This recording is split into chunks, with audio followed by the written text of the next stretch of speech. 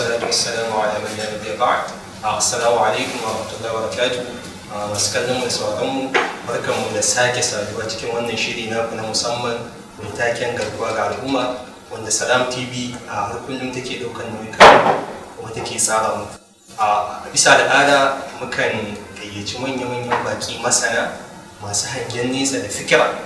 To alhamdulillah a yau ma mun samu bakoncin wani masani ko mai hangen nesa wanda a tare da mu akwai Alhaji Muhammad Ubale Kiru da za ku yi san da zuwa. To mai sauraro zai so ya san wane kai a takaici. To assalamu alaikum wa rahmatullahi ta'ala wa barakatuh. Rabbi shrah li sadri wa yassir li amri wa hlul 'uqdatan min lisani yafqahu qawli. Ni sunana Muhammad Ubale Kiru kuma ni mazaunin Kano ne.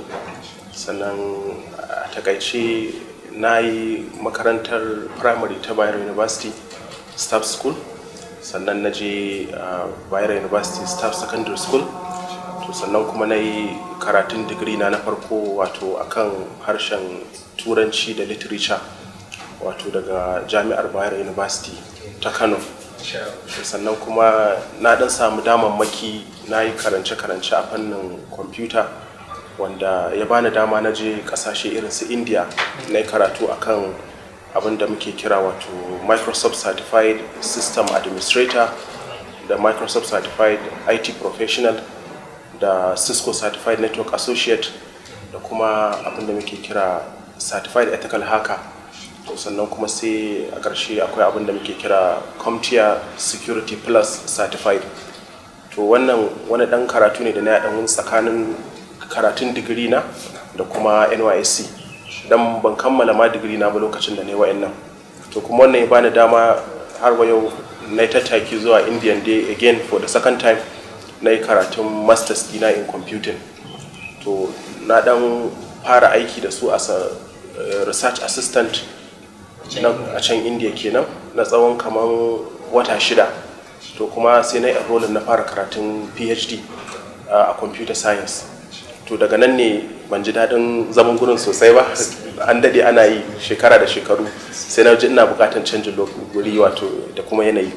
To shine sai kuma muka shilla ƙasar Malaysia inda aka fara karatun PhD tun 2017 zuwa dai yanzu haka muna jiran insha Allah ya kusa zuwa ƙarshe insha Allah. So wannan a takaice shine bayanin na. Tabbas kamar yadda sauraro ya ji, tabbas an samu experience da exposure ta rayuwa na shafa wanda kamar yadda muka faɗa ko kuma zan faɗa yanzu maudu'in wannan zaman namu shine kamar how to program.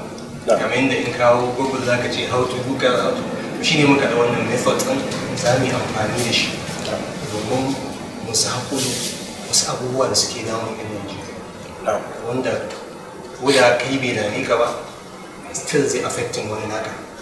Wato rashin aikin ne a Najeriya, especially ga matasan wanda maudu'in shirin shine samar da yaya matashi zai samu wa kansa da aiki.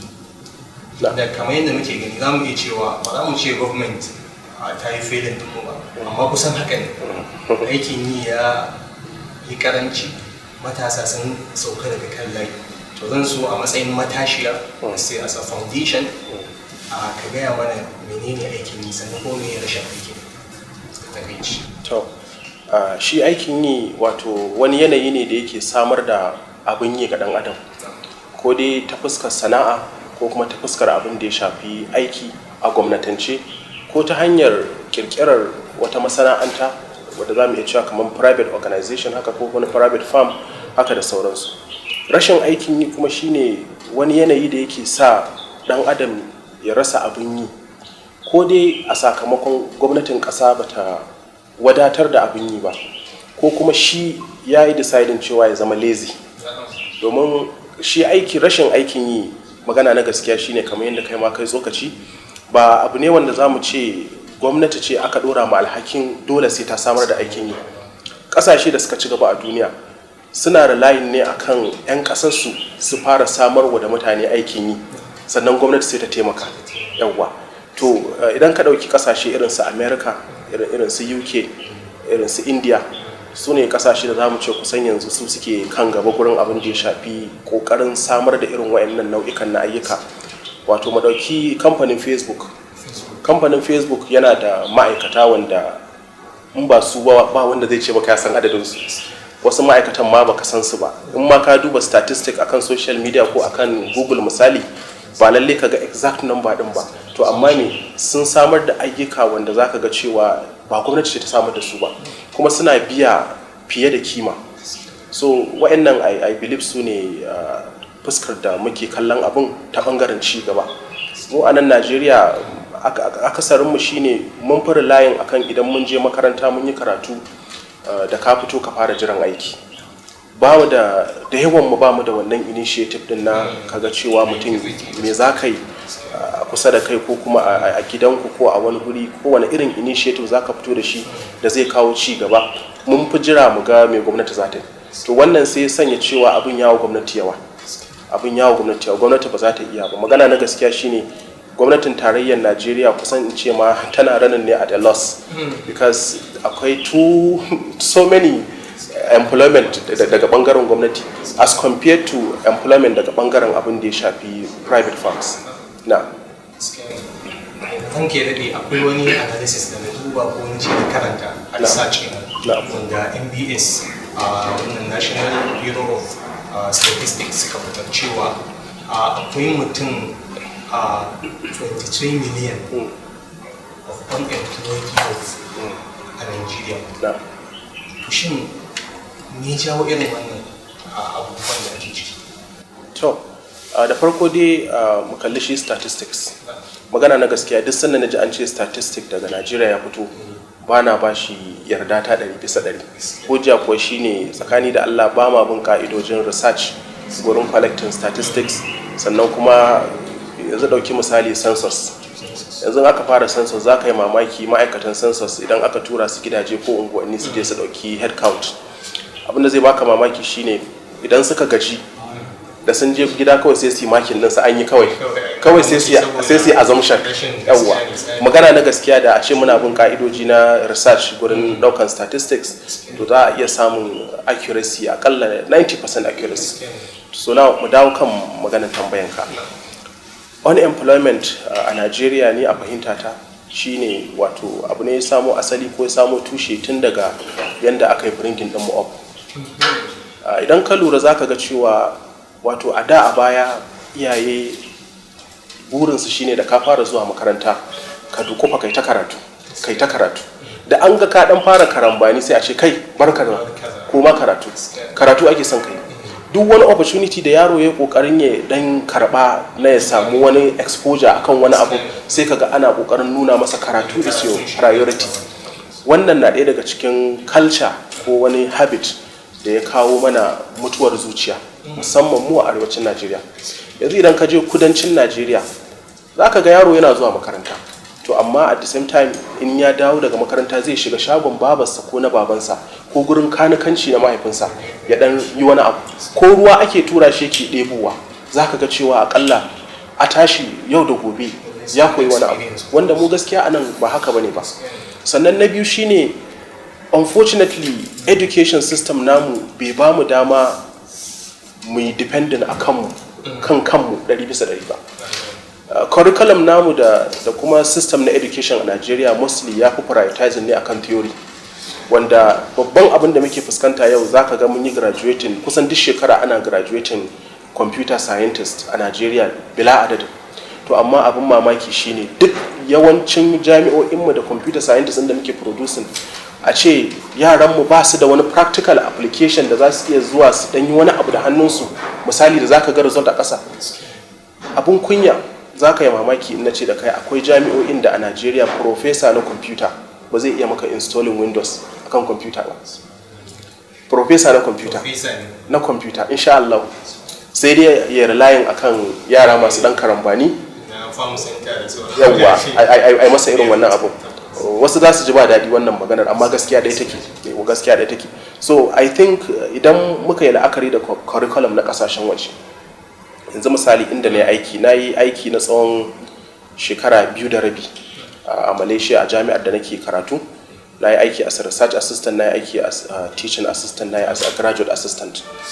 A wannan period din wani abu da na lura shine kokarin da suke gurin sanya cewa a duk sanda yaro ya karatu a makaranta akwai wani lokaci da ake ware masa da zai fita ya je ya karatu a waje a industry misali na wani dan lokaci, kamar yadda anan recently ko kwance yan shekarun baya inda aka fara sideways da sauransu. Now suna su is effective because gwamnatoci sun shiga ciki kuma suna tabbatar da cewa abin da ka je yi gurin shi kake. Yanzu misali harkokinmu na sideways a nan Najeriya za ka ga yaro kawai ya zaɓi wani kamfani saboda babu sana gurin ko saboda an ce gurin ana samun dan kuɗi, ba wai yana damuwa ne da me zai je koya a gurin ba, a'a zai samu dan wani abu. Yawwa, compared to yaran can za ka ga yaro tun kafin ya kammala digiri ya yi enrolling a wani industry, ya fara koyon wani abu. By the time da ya kammala karatu yana da wani practical experience ko wani skills wanda akalla zai taimaka masa.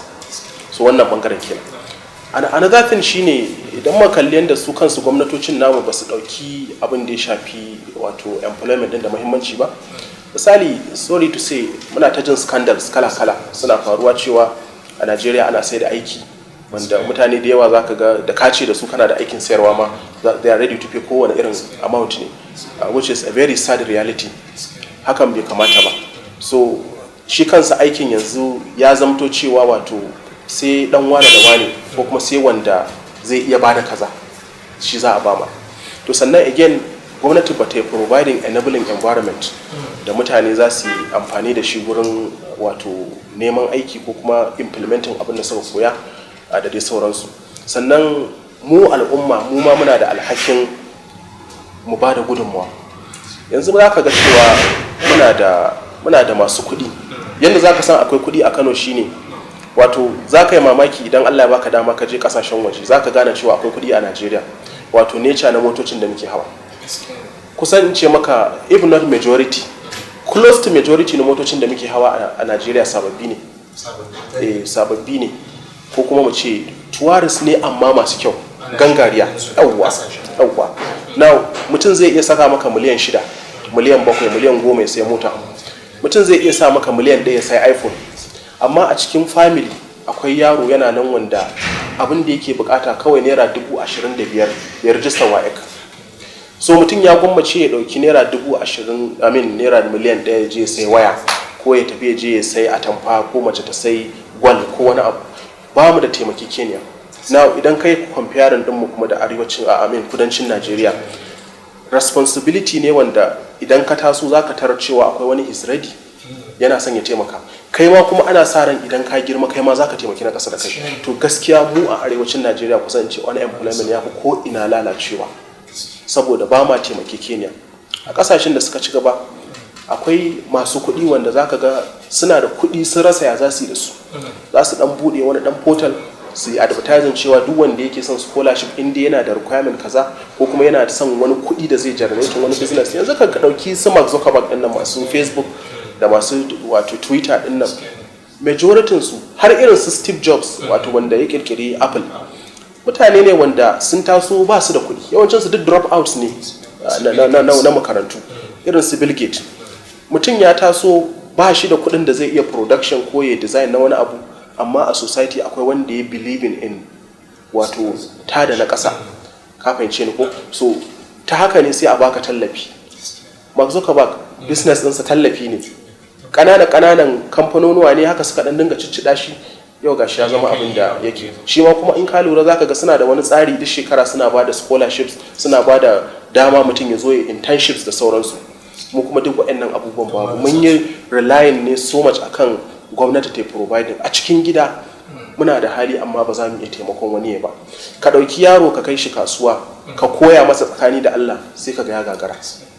Wayannan suna haddasa wayannan matsalolin gaskiya. So wannan a takaice ni a fahimtata suna ɗaya daga cikin abubuwan da suka kawo mana matsalolin unemployment a Najeriya, musamman kuma rashin acquiring skills. Wato duk rashin wato kyan ƙasa da lalacewarta idan kana da skills a hannunka za ka ɗauki fata ka sarrafa ta zama takalmi, wala ba za ka yi yawo tsirara ba kuma ba za ka yawo da yunwa ba. matsalar mu shine ba ma daukan wayannan skills din da muhimmanci da yawan mu muna da buri wani yana ganin cewa ya zai fara tun tale-tale. Akwai yaro da aka mutu aka bari da kira shi na ce ka je ka koyi sana'ar kafintanci, ya ce kai wallahi na fi karfinta. Na ce masa masu sana'ar kafintocin nan wasu daga cikinsu ma suna da masters. Ina da aboki na mun yi staff school da shi tun daga nursery primary har secondary. Isa yana da kamfanin kafinta a nan hanyar wannan furniture din nan hanyar Goron Dutse. Isa yana da masters, kuma Isa ba wai kwararre bane a harkar kafinta, yana daga zaune yake ba da oda. Bai raina ba. To maganan gaskiya yaran mu ba su da motivation, sannan kuma suna da raina sana'a, wanda da a ce za ka ɗauki yaro yanzu idan ka je guraren makanikai a cikin Kano da kewaye, ka je gurin makanikai, ka je gurin kafintoci, ka je gurin mechanizers, wallahi majoritin ƙananan yara da za ka gani a gurin suna koyon sana'a yara ne na Yarabawa, Inyamurai da sauran yaruka. Yaran Bahaushe ba zai iya ba, ya fi ƙarfin wannan. To maganan gaskiya unemployment a Najeriya mu ma mun ba da gudunmawa kwarai da gaske gurin assasa shi ta hanyar rashin zuciya, ta hanyar rashin wato amfani da damammakin da muke samu, sannan kuma ba a encouraging din mu wani abu akai. Wannan shi ne. Ranka ya daɗe, kamar da ka kawo bayani a farko ka ce kamar mun rasa kamar wani abun kamar wanda zai shige mana da ko a haska ba. Inda in ka duba in aka duba can baya muna da al'adun, muna da sana'o'inmu na gida na hannu da sauransu, wanda yanzu kamar yadda kai bayanin cewa matasan sun raina waɗannan abubuwa, wanda raina wannan abun ya sa sai suka tsanduma cikin wani hali wanda su kansu yanzu ba su san yadda za su yi shi. Lallafai, menene illar wannan rashin aikin yi, wani illa ya kawo mutane da matasan mu? To, illolinsa ga sunan baje-baje muna gani muna fama da su. Yanzu duk zafin rana ban isa ne yawo da mota da gilashi na a sauke ba, sai dai na mai da shi ya wuce rabi, saboda ina jin tsoron wani zai iya zuro min hannu ya daukan min waya. Kana jin tsoron zaka bi ta dan agundi da daddare baka san me zai faru ba. Akwai unguwanni da a Kano baka isa kai yawo da daddare ba, misali za a maka kwacen waya ko kuma zaka gamu da wani ya maka rashin kirki da sauransu. Duk inda ka bi yanzu a gari yara 'yan shaye-shaye ko ina. So abinda unemployment ya janyo mana musamman mu a arewacin Najeriya shine mun ga an samu uprising sosai akan abin da ya shafi harkan drugs. Wannan bayanai ne wanda suka fito daga NDLEA, wanda su kansu sun ce sun lura da wannan upsurge din na wato drug abuse. Ba mata ba, ba maza ba, ba manya ba, ba yara ba. Za ka ga mutum yana tafiya, to frustration ne, mutum is frustrated. To ba yana zaune baya komai, tunaninsa gaba ɗaya ya gushe. Wato sai shedan ya take wannan opportunity. To ai manzala sallallahu alaihi wasallam yana faɗa a wani hadisi yana cewa ku nemi tsari da talauci da kafirci. Sai aka hada talauci, aka hada talauci, na'am, aka hada talauci da kafirci dan kasancewa wato talauci muninsa ya kai yanda ba abinda ba za ka iya ba dalilinsa. To so don haka wannan sun sanya za ka ga cewa shaye-shaye ya yi yawa, harkan daba ya fara dawowa a Kano, wanda da alhamdulillahi kidnapping din nan gashi nan ba ka da tabbas in tafiya za ka yi a Najeriya yanzu ba ka da garanti sai Allah ya kai ka kawai. So sannan kuma mutuwar zuciya ta sa harkan yahu din nan kullum muna faɗakarwa akan social media akan a kula da sauransu. Babu wata ranar Allah da za ka zauna ka wani shinkur baka ga wani ya turo maka da wani abin yahu ba. To mutane zuciyarsu ta mutu, so suke easy money, wato kawai da ka fara abu ka samu. Shi sa wato masu harkan crypto din nan 'yan damfara suke amfani da wannan hanya ta crypto suke damfaran mutane.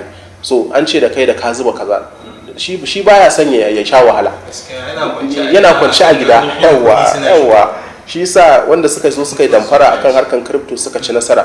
Ba wai muna cewa crypto is not legitimate ba, akwai mutane da suka yi amfani da shi suke cutar mutane, kamar kowane irin business ne. Kowane irin business ma, no matter how legitimate wannan business ne yake, akwai mutane yawwa muyagu a cikinsa. So wa'annan gaskiya su ne abubuwan da muka fuskanta akan abin da unemployment ya kawo a cikin wannan ƙasa. An kai daɗi, to me za a ce wani hanya samu ko da a ce ba a magance gaba ki ba, at least a samu sauki wajen wa'annan musulmi da ake ciki da kuma rashin aikin kansa. To wannan abu ne wanda za mu ɗauko shi daga tushe.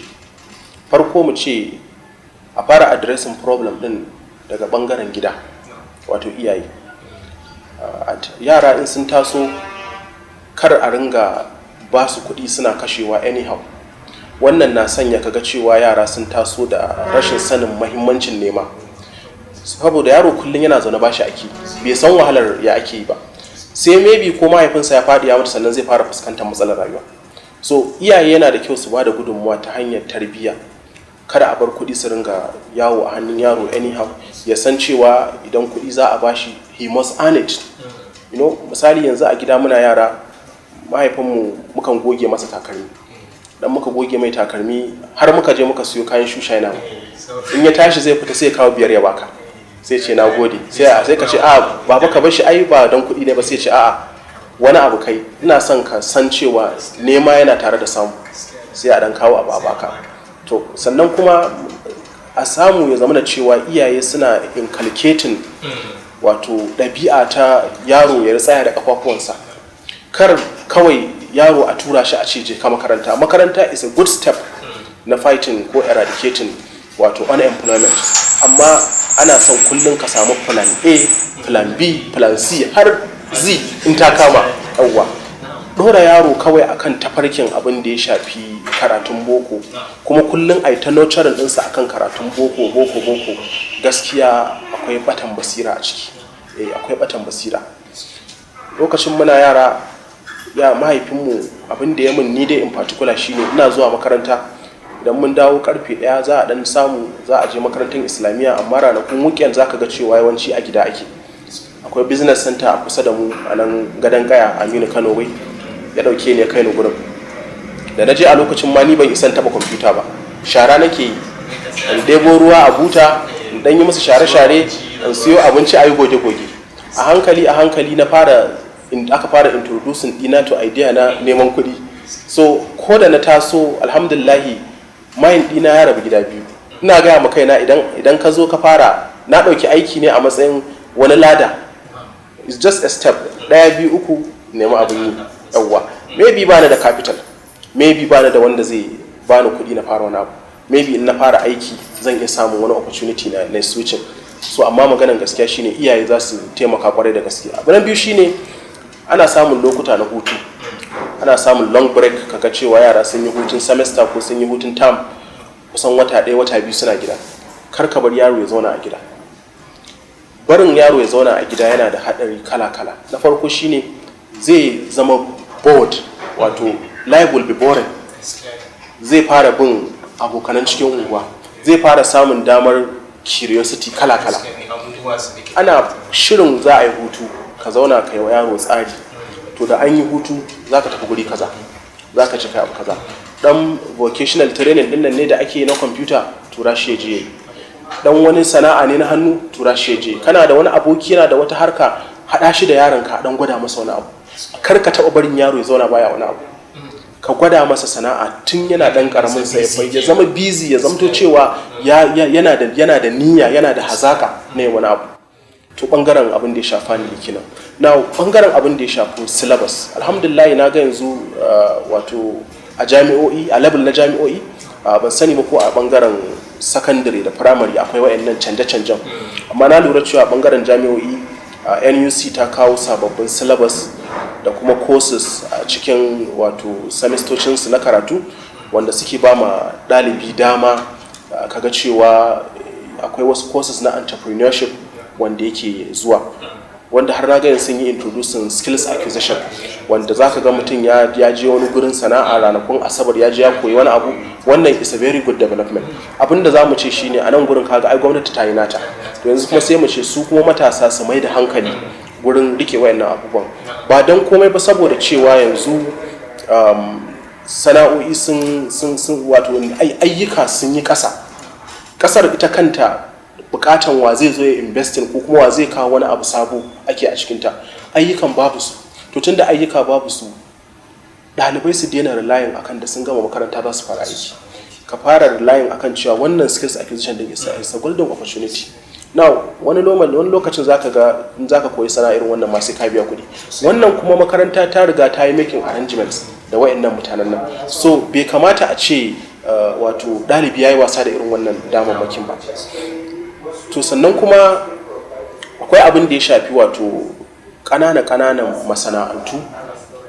Ƙananan masana'antu su ɗan yi wato habbasa gurin taimaka masu yara ɗin. Misali su dinga introducing wasu programs a kamfanonuwansu wanda zai ba ma yara dama ko mutum 10 ne misali a wata 2 wata 3 kaɗan gayyace su tura makarantu a tambaya waye yake da irin sha'awa akan abu kaza, yaran nan su zo su dan zauna tare da su dan koyi wani abu tare da su na dan lokaci, su kansu za su taimaka.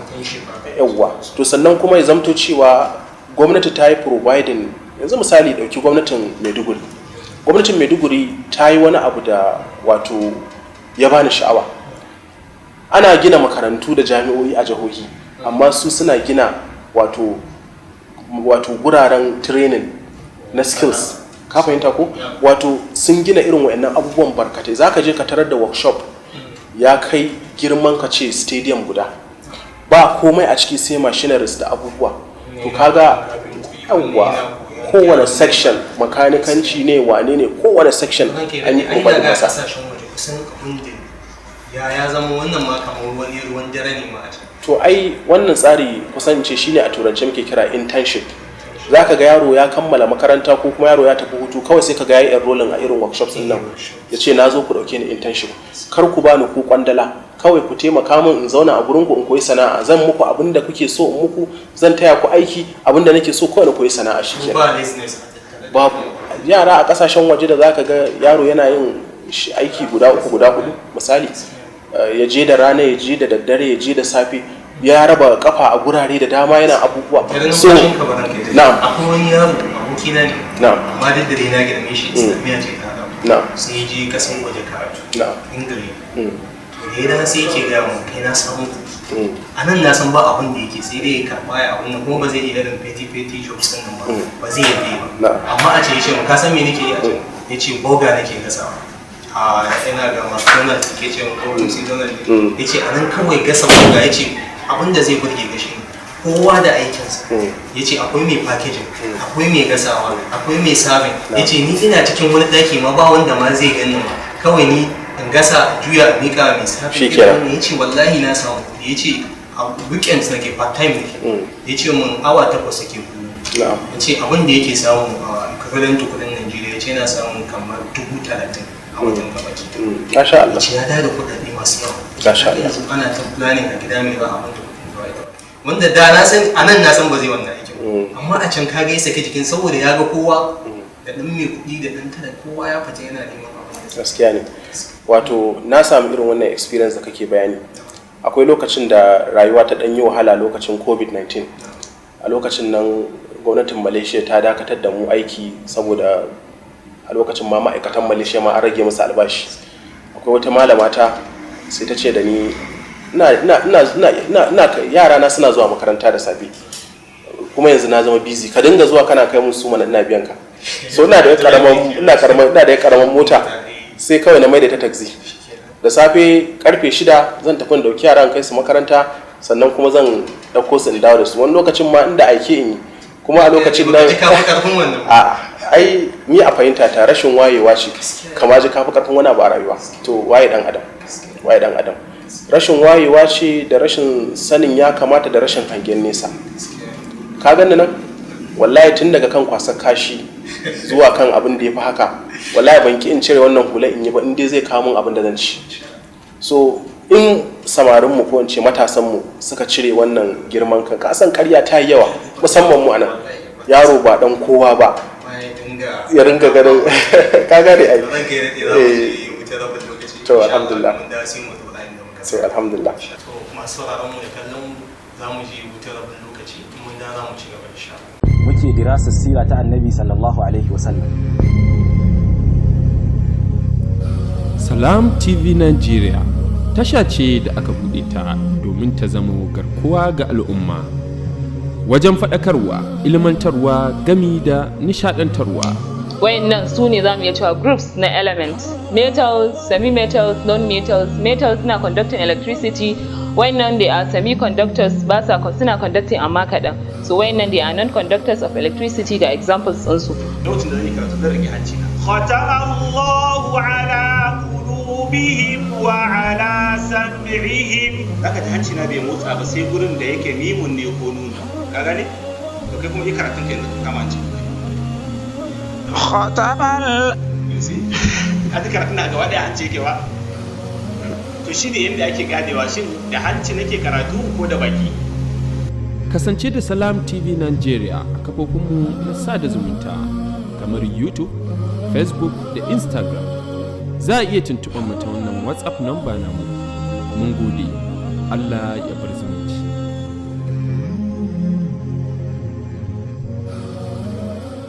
Barkanmu da dawowa cikin zango na biyu na wannan shirin wanda zan bawa babban bakonmu dama ya dora inda ya tsaya wajen fito mana da matsalolin da muke ciki a Najeriya na rashin aikin yi da kuma zaman banza ga matasa. Ranka ya daɗe, na ce to kamar yadda ka ce gwamnatoci suna taimaka wajen kuma especially wajen samar da empowerment da sauransu ga matasa da irin yanzu na ga ana yi wasu kamar schools haka na accusation da sauransu wanda wannan yana taimakawa sosai wajen zai making samari da matasan mu busy wajen kasan akwai wajen karmara da mutane suke cewa an idle mind is the devil's workshop ba yawwa wannan yake sawa matasan mu suke samun at least wani koda ya ba unguwarsu na minti biyu ne minti let's say awa ɗaya biyu ana samun sauki saboda zaman sama a society matsala amma idan ya fita ya tafi irin wannan wajen ayyuka da sauransu to ranke da duba ga siyasa da take gabatowa da kuma yadda ake amfani da matasa kuma especially waɗanda ba su da aikin yi ba su da tunani mai kyau wajen tada zaune tsaye da kuma mai creating violence a cikin society da sauransu to me za ka ce game ga wannan issue? To, assalamu alaikum wa rahmatullahi wa barakatuh. Dangane da matsalar abin da ya shafi contribution da 'yan siyasa suke badawa gurin taɓarɓarewar matasa, kusan in ce matasanmu wanda suka fada cikin irin wannan matsalar wato rashin dabara ne ya same su. Abin da ya sa ku na ce rashin dabara, wai shin ina ne cibiyar siyasa ta duniya? Ba turai ba ce? Za ka je turai ka ga yara suna daga posta suna sewa ne? Sannan kuma za ka je ka ga wani an bashi makami an ce je ka kashe wani? Kaga idan muna magana akan civilization wato wayewa ta fuskar rayuwa ai sun fi mu nesa ba kusa ba. To kaga kenan idan da wato wayewa ne ka dauki wato makami ko ka sha kwaya ka kashe mutum ko ka dauki wani abun jiyon rauni kai ma wani rauni a dalilin dan siyasa ko ka saci akwatin zabe, ai idan da cinyewa ce ko wayewa ce da sai mu gani a America da Ingila da sauransu wanda ba haka bane ba. So anan zan yi kira ga matasan mu, ya kamata matasan mu sani cewa baka da babban makiyi a yau sai wanda ya dauki kuɗi ya baka ya ce ka sha kwaya ko ya baka ya ce ka dauki makami. Baka da babban makiyi da ya wuce wannan. Na farko dai ya bata tsakaninka da ubangiji, domin kuwa in kai shaye-shaye zaka zamto baka cikin hayyacinka, ka saba wa umarnin ubangiji na cewa a guji kayan maye, sannan kuma zaka hankalinka zai gushe, zaka iya zuwa kai fyaɗe, zaka iya zuwa kai sata, zaka iya zuwa kai abu na kisan kai, sannan a ƙarshe ka bata rayuwarka. Dan gaba zaka zo zaka yi aure kana sa ran kai 'ya'ya, to me zaka ba su? Wace irin tarbiyya zaka yi musu? Kai ma an lalata maka taka. To sannan kuma idan muka kalli su 'yan siyasar sai muga cewa abin nasu mugunta ce tsagwaranta. Kaf 'yan siyasar Najeriya ban taɓa ganin ɗan siyasar Najeriya da ya fidda ɗansa a fagen siyasa ba sai in takara yake sanye. Babu. Ka nuna min ɗan siyasa guda ɗaya. Duk soyayyarsa da yake kira yana wa mutane. Duk ƙaunar da ɗan siyasa zai nuna maka ba za ka taɓa ganin ɗansa a inda ake hawa kan benci ko a maganar siyasa ba. Karkata su ake gaba daya a karkata a kasashen waje saboda kar ma wani abu ya faru a samu matsala. To su sun ba mu 'ya'yansu rayuwa ta gari, sun ba mu 'ya'yansu karatu, sun tura su kasashen waje, su suna nan sun lalata da wani, su kuma sun killace nasu, kuma su suke tunanin za su da su ci gaba da shugabanci. To gaskiya ina kira da matasa da su farga wannan harkar ta siyasa. Babu laifi idan mutum ya shiga cikin siyasa an yi gwagwarmaya da shi, amma abinda muke kyamata shine a ɗauki kuɗi a baka don kai shaye-shaye ko don ka ɗauki makami ko don ka kashe wani ko don ka tada banga ko ka saci akwati ko kai wani abu makamancin wannan. Duk wanda ya baka kuɗi ya ce kai haka, tambaye shi ina ɗanka, ba shi ya maka. Babu laifi kai sapota, ka so mutum, ka tallata shi, ka faɗi kyawawan ayyukansa, amma dan me za ka bari a amfani da kai a matsayin weapon, wato a matsayin a amfani da kai gurin violence, a amfani da kai gurin lalata al'ummarka, gurin lalata jiharka ko kuma local government ɗinka. Wannan ba hikima bane ba. Na gaskiya da to ranke da kamar yadda muka rubuta jawabi da bayanai kan shi wannan tabarbarewa a yake ciki, kuma especially ga matasa, rashin aikin yi da kuma halin da ake ciki. To shin menene mafita? Menene mafita?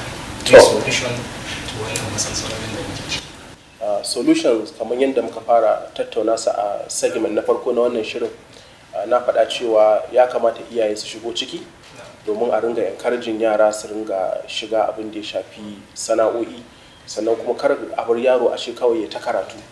Magana na gaskiya shine Nigeria is changing. Mun ga sauye-sauye daga shekara 5 zuwa yanzu, kuma akwai possibility sauye-sauyen da suka fi ma na yanzu din nan gaba, musamman akan bangaren technology. Yanzu misali zan baka, yanzu I believe ka san abin da ake kira wato artificial intelligence. Artificial intelligence ga wanda bai sani ba shine wato hanyoyi da muke amfani da su gurin sanya wa na'ura mai kwakwalwa tunani irin na dan adam. Yanzu ana maka maganar cewa daga nan zuwa wasu 'yan shekaru dan kayi karatun medicine, wallahi you are not relevant. Kaga dai da highest karatu da za ka iya yi mu a Najeriya ce a kore a ce ai wannan ya yi gangaden karatu, to shine ka ce mutum is a medical doctor ko is an engineer ko kuma maybe ka ce lauya da sauransu. To yanzu mu ɗauki wannan ɓangarorin guda uku, lauya, engineer da doctor. A America kana da mashin da ake kira Da Vinci. Idan ka ajiye mutum guda 20, Da Vinci zai iya musu surgery within 24 hours with the assistance of likita guda daya. Duk aikin da nurses suke yi an yi eliminating dinsa, duk aikin da likitoci suke yi an yi eliminating, sai guda ɗaya da yake monitoring dinsa, kuma zai maka aiki with 99% accuracy.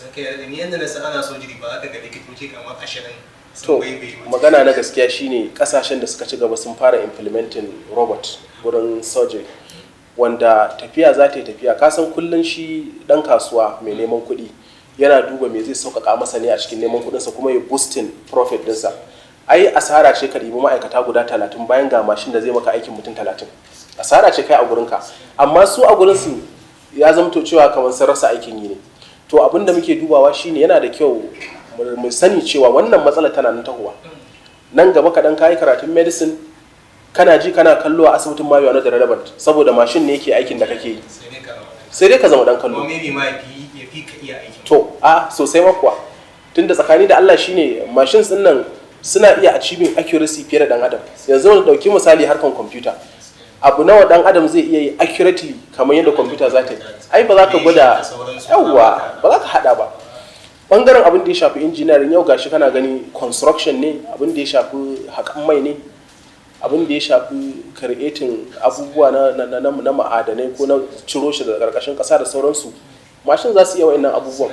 So as an engineer kullum abin da muke bada shawara shine ka raba kafa, kar ka yi relying so much akan engineering ɗinka, ka dan samu wata sana'ar yadda duk ran da aka samu abin da muke kira disruptive technology ya shigo, to kana da aikinka.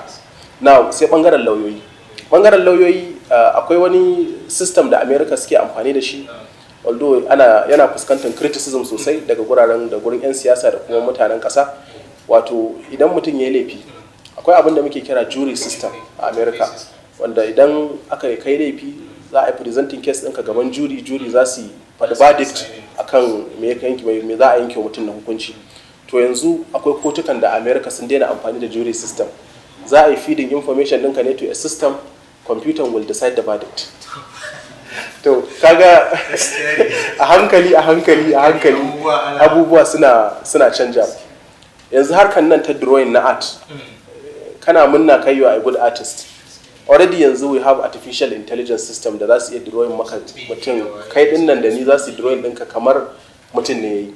to artist ma zai losing opportunity dinsa. So magana na gaskiya shine yana da kyau muna tafiya muna waiwaye, muna kallon future, muna kallon abubuwan da za su tau.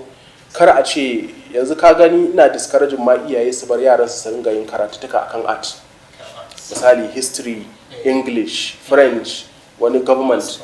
Yanzu inda misali harkar yanzu internet ko ina gata nan, duk history din da kake nema a duniya zaka gan shi a internet. Dan me zaka tura mutum ya je shekara 4 yana history?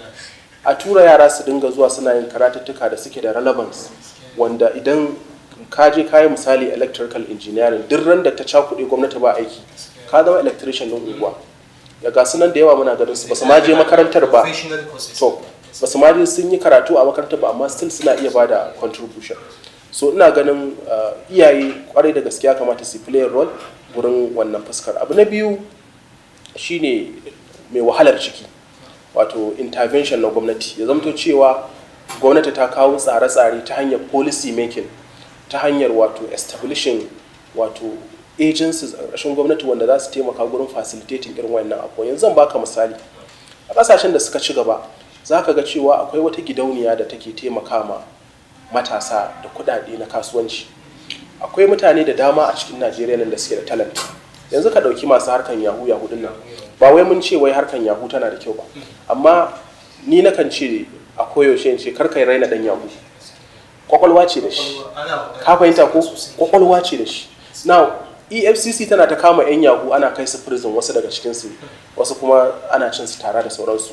Me zai hana waɗannan 'yan yahoo din nan gwamnati ta utilizing ɗinsu? Suna da ilimi akan wannan abu. Harkan nan da suke yi harka ce ta wato ba za ka iya yin wannan abu ba sai kana da ma ilimin cyber security. Sun je sun koya sun sani.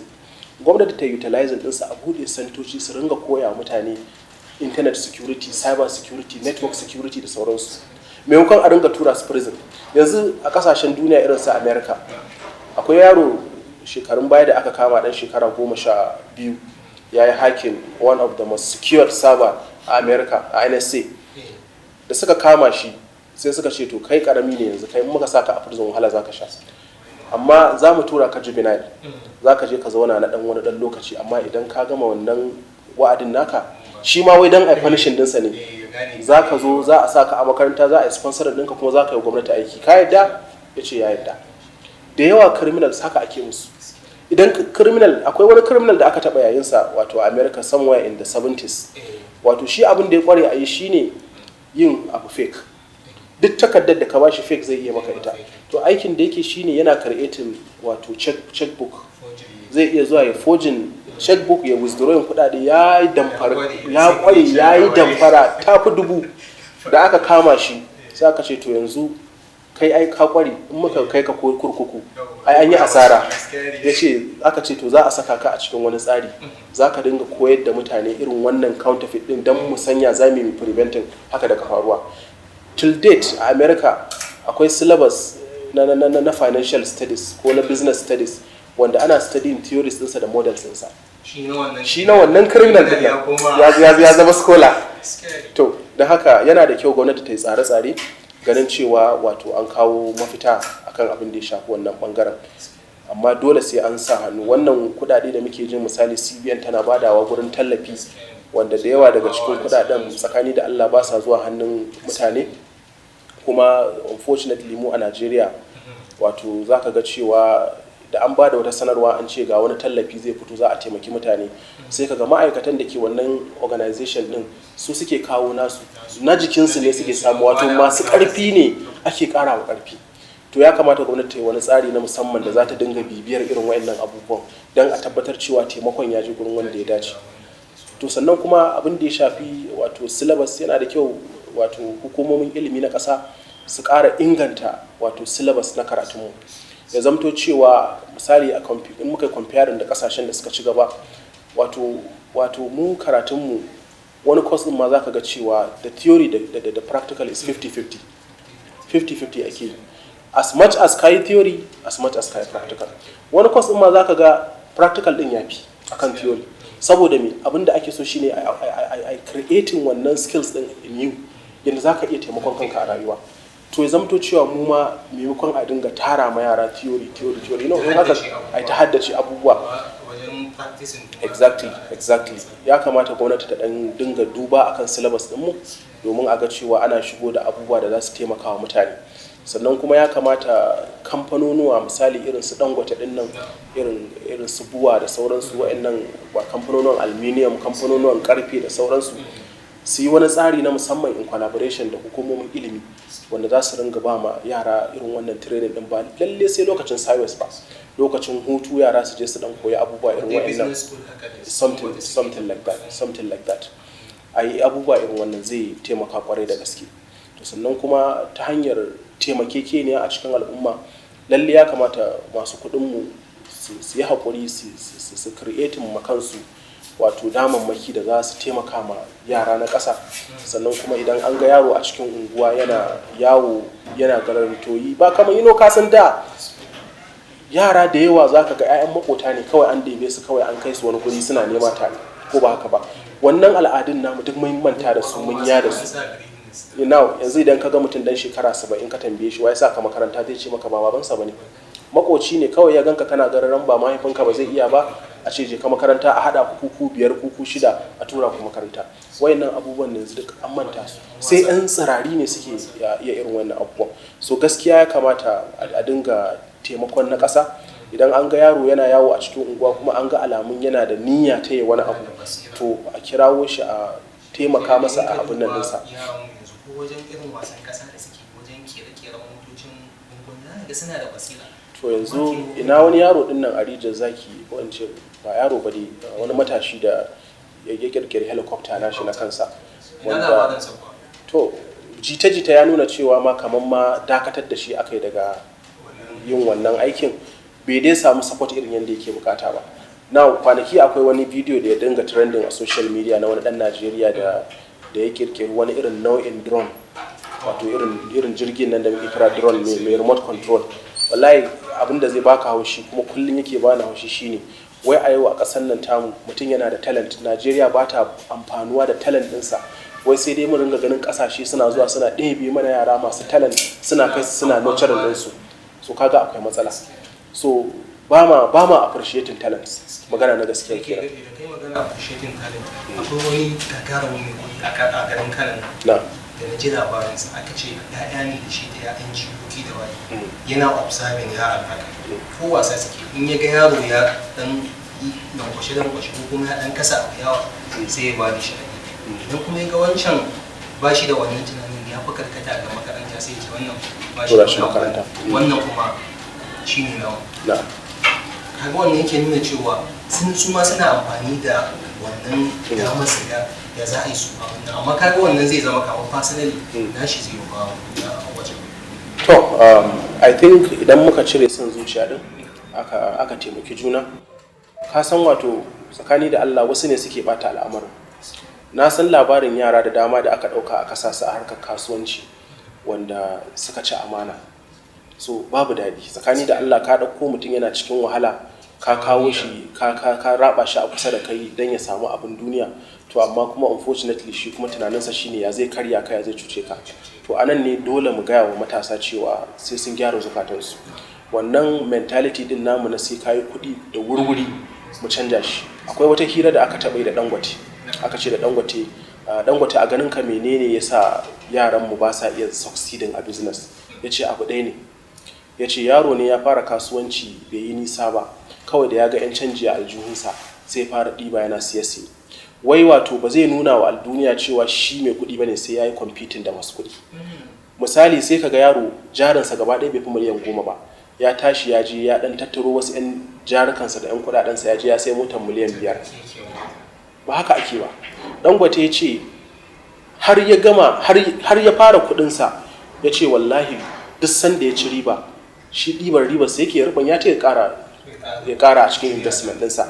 Har yake ba da ma instance na wani lokaci da wata rana ya ce wai daga sai ni ina da kuɗi, aka ce kana da kuɗi, sai tashi ya tafi banki ya ce yana son ya withdrawing 10 million. Ina maka maganar wurin shekara 20 baya. Ya ce aka yi masa withdrawing 10 million, aka zuba masa abu ɗin mota, ya ɗauki wannan 10 million ɗin ya kai ta gida, ya je zube ta a falo. Ya sa ya kalli kuɗin nan ya ce wai yanzu kuɗin nan nawa ne? Ya ce ikon Allah. Sai ce wallahi yanzu aka fara kawai sai ya kwashe sai zuba su a gudu sai aka bai da su banki ya ce za a ci gaba da yi lokacin ya ce a yanzu fanta yawa to magana na gaskiya shine da yawa daga cikin yaran mu in kaga sun yi failing a business akwai wannan rashin hakurin da kuma buri da ya musu yawa da kuma hangen wasu kai competing da wasu rayuwa ba a mata haka komai a sannu ake bin sa don haka yan uwa samari matasa dole ku ba abu a sannu yanzu kusan ma in ce maka mata suna neman su dauke kasuwanci duk inda ka shiga cikin gidaje to kuma suna iya hakuri to wallahi ba sa raina sana'a ya kamata maza mu ma mai zuciya mu ne ake sa ran cewa za mu zama shugabanni za mu zama iyaye nan gaba za mu zama masu kula da wata tawaga guda ta 'ya'ya da sauransu to gaskiya kamata mu living by example so wa'annan I think su ne abubuwan da insha Allah an yi improving insha Allah za a ci gaba akwai yan shawarwari da nake son na dan kara akan wannan ga matasa masu zuciyar amma kuma insha Allah so akwai opportunities da yawa da ake da su wanda zaka ga matasan mu da yawa ba sa sanin irin wannan abubuwan sai idan sun samu ko fita waje ko kuma sun dan yi mu'amala da mutane wayayyu da dai sauransu wato shine duk sanda ka zauna a gida baka komai akwai abin da muke kira self study wato kai karatu da kanka ka samu wani fage na karatu wanda zaka iya accessing ɗinsa online a yau alhamdulillah data ta yi arhama ba kamar da ba compared to lokacin da muke hawa internet waje da niya 2001 datar a lokacin nan ma in kilobytes take tafiya ba a magana megabytes yawa so gaskiya yana da kyau wato matasa su ringa karatu a gida self study akwai abubuwa da yawa na skills da mutum zai akwai ba tare da ya je karkashin kowa ya koya yanzu zan baka misali a bangare na na'ura mai kwakwalwa ina ce maka ina da students online wanda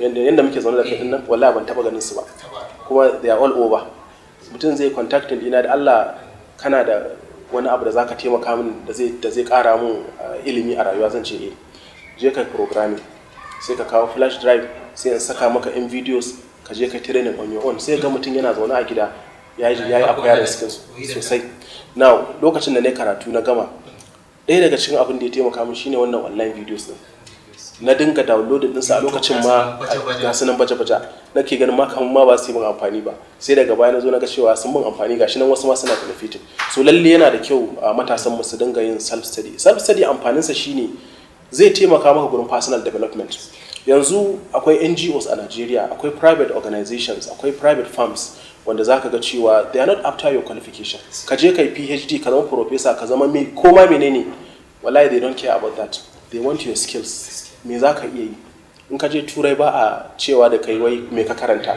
cewa ake what can you do ka fahimta mu kuma compared to Nigeria qualification ake duba yawa so gaskiya ba za ka zama employable ba sai in kana da skills musamman idan kana neman aiki mai kyau wanda zai kawo maka kuɗi to sai ka yi acquiring skills kuma hanya mafi sauki shine kai consulting irin waɗannan online sources din nan akwai makarantu da dama a duniya da suka haɗu suke bada irin wannan online training din nan akwai irin su Coursera akwai irin su EDX akwai irin su alison.com akwai irin su ya sunan website din can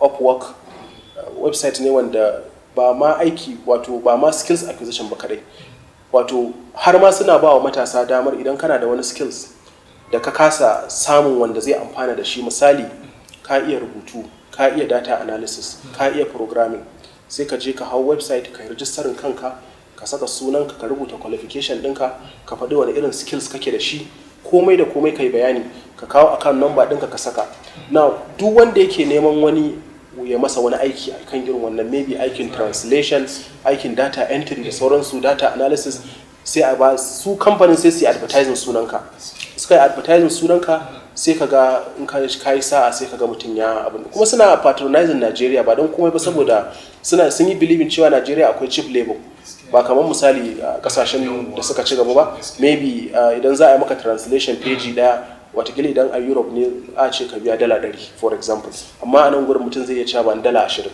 for example so gaskiya wayannan guraren za su taimaka kwarai da gaske akwai freelancer.com shi ma yana ɗaya daga cikin manya-manyan website da suke providing irin wayannan services din so gaskiya ina ba wa matasa shawara su dinga bibiyar irin wayannan abubuwan akwai website din can da ake kira LinkedIn, linkedin.com. shi ma suna advertising aikace-aikace, suna advertising projects. Za ka ga wani yana bukatan team da za su yi wani project kuma kai kana da skills din, kana da interest. Yana da kyau a dinga checking din su lokaci zuwa lokaci saboda suna ba da updates akai-akai. Maybe za ka iya samun aiki ta wannan hanyar, da yawa sun samu aiki ta wannan hanyar, musamman ayyuka irin na turawa ko na irin NGO saka din nan da dai sauransu. So wannan insha Allah na san za su taimaka. So a ƙarshe kuma ga wanda suke da interest, na ga akwai wannan data center din nan da minista Ali Isa Fantami ya kawo nan Kano. Lalle mutanenmu ya kamata su fargasan wannan center din tana existing kuma suna nan suna aiki a kanta. Kuma na san in aka gama aiki a kanta za a yi recruiting mutane, kuma normally aiki da aka yi irin wannan yanayi za ka ga 'yan asalin jiha su suka fi moruwa da irin wannan. Amma unfortunately in ka duba certifications ko qualifications da ake bukata na a ɗauki mutane for wannan ayyukan, mutanenmu da yawa a Kano ba su da shi. So ina ba da shawarwari akan lalle ya kamata mutane su dinga acquiring irin wa'annan skills din. Sannan kuma idan aka yi bincike za ka ga akwai a lot of free education websites. Za ka dan ba da bai fi $10 a baka certificate ba da sauransu. Wa'annan abubuwan za su taimaka kwarai da gaske gurin rage wa mutane zafi da sauransu. Akalla dai kar a ce an yi relying 100% akan gwamnati, ko aiki kake yi ka dan samu wani abu da kake dan yi da zai dan dinga kawo maka wani abu. Wannan shine gaskiya. Sannan kuma mu koma noma. Ka san mu matasa musamman a arewacin Najeriya mun raina noma. Gani ake ma manomi kaskantacce ne. Idan ka shiga wasu jihohin a Najeriya za ka gane cewa wato noma, dan ka ga misali kuma kikir gona wasu mutane suna aiki akan ta, it doesn't mean tasci. Maybe wani alhaji ne yana can daga gefe ya sa mutane. So gaskiya in kana da dan wani dama, kuna da dan wani guri a kauye, mutane ku dinga su koma noma. Kuma sannan importation ma na kayan noman shi kansa, kaga ai gwamnati tana bada subsidy a kansa. Kuma ana samun sa da cheaper da kasashe irin su India haka, Pakistan da sauransu. So matasa su koma noma. Gashi dai noman dai ana ganin ba daɗi, amma ni ina noma gaskiya, kuma ban taɓa rike fatanya ba. Gaskiya ban taɓa rike fatanya ba. Haka zan kirawo masu aikin su zo mu je mu shiga gonar mu gani, mu shawara me ya kamata a yi, su shiga su in sun gama da sallame su, kuma a samu ci gaba. So gaskiya in dai kaga ka buga ta kiwa, kawai ka koma noma, ko da kadan ne a fara, insha Allah. Sauraron mu da kallon duka don muka ga ƙarshen wannan tattaunawa, wanda muka ji gwalagwalan shawarwari da kalamai daga masani Alhaji Muhammad Ubale Kiru. To ranka ya daɗe sai a yi sallama ga. To na gode kwarai da wannan gayyata da kuka kawo. Allah ya saka da alkhairi. Sannan kuma muna fatan Allah ya sa su matasa su amfana da abin da aka tattauna.